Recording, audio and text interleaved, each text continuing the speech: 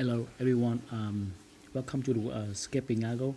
So today I show you guys how to adding alert and notification the signal on the trading view. Okay, the first one you open on the trading view, quick add the tool or the indicator you want to show on the chart, right? Okay, so what you see guys, hey, available right now on the chart is signal buy and sell signal, right?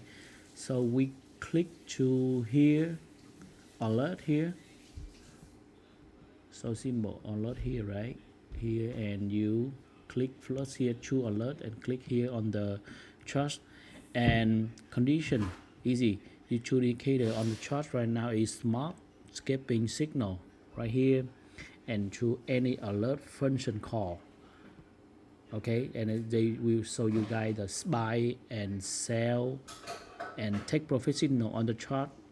And the first one is interval. That means you choose a alert trigger on what minute time frame.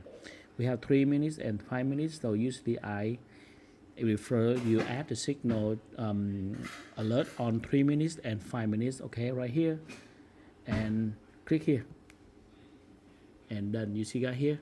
Yes, very simple, right? Okay, thank you very much.